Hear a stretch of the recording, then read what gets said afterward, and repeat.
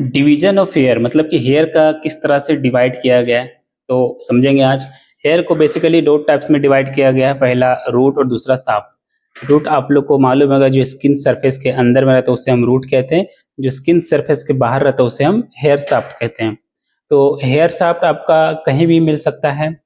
Hair shaft आपका हाथ में, पैर में, हेड में, चिक में, बियर्ड में, बैली में, बैक में, हर जगह मिल सकता है।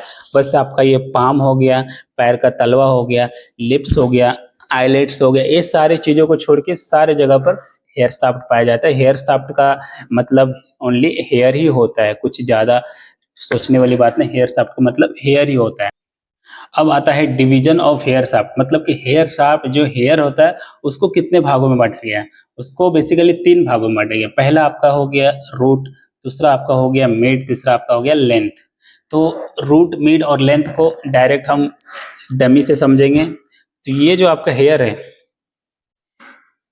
ये जो आपका हेयर दिख रहा है, ये जो आपका हेयर दिख रहा है, ये हेयर में जो स्कैल्प से जो 1 इंच का ग्रोथ है, स्कैल्प के जो 1 इंच का ग्रोथ है, इसको हम बोलते हैं रूट। उसके बाद का जो 2 भाग बच रहा है, ये पूरा भाग, इसको हम 2 पार्ट्स में डिवाइड करते हैं। 1 इंच ग्रोथ को छोड़ के यहाँ से यहाँ तक आपका हो गया मिडिल पार्ट। उसके बाद आपका यहाँ से यहाँ हो गया एंड, मतलब कि एंड पार्ट। तो हेयर शाफ्ट को 3 भाग में बांटा जाता है। पहला हो गया रूट, दूसरा हो गया मिड्स, तीसरा हो गया एंड्स। रूट, मिड, एंड्स का मतलब, रूट्स का मतलब स्कैल्प के पास 1 इंच ग्रोथ होना चाहिए, उसको बोलते हैं रूट।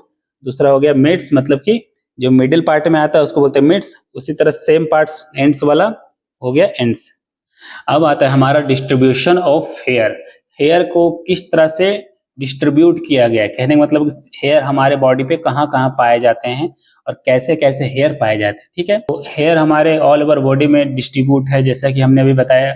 हेयर हमारे ऑल ओवर बॉडी में डिस्ट्रीब्यूट है। बस ये अपना palm of the hand and sole of the feet, मतलब कि पैर का जो सॉल है, तलवा है, और हैंड का जो पाम है, इसको छोड़ के, लिप्स को छोड़ के और आईलिड्स को छोड़ के, जो ये जो आईलैशेस के ऊपर में जो आईलिड्स है, इसको छोड़ के पूरे ऑल ओवर बॉडी में पाए जाते हैं। कैसे कैसे टाइप्स के पाए जाते हैं वो हम आगे चर्चा करते हैं। तो पहला हो गया आपका स्कैल्प और मेंस फेशियल हेयर।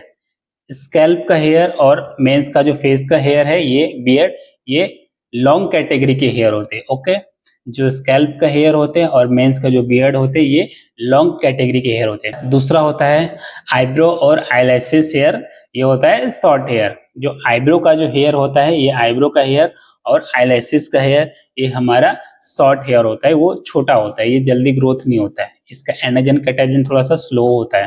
ठीक है, एनाजन में कितना टाइम रहता है हेयर, 2 से 7 साल तक। तो हो सकता है कि इसका 7 साल तक ग्रोथ फेज होगा। ठीक है, समझ में आ गया। ओके,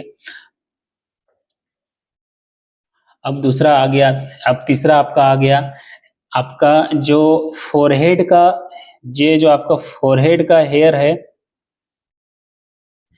फोरहेड का हेयर और गाल का हेयर, ये दोनों हेयर वैल्यूज हेयर होते हैं, जिसको हम लोग वेलस हेयर भी बोल सकते हैं। ये जो हेयर होते हैं, ये बहुत छोटे होते हैं, ये जल्दी ग्रोथ नहीं करते, बहुत छोटे होते हैं।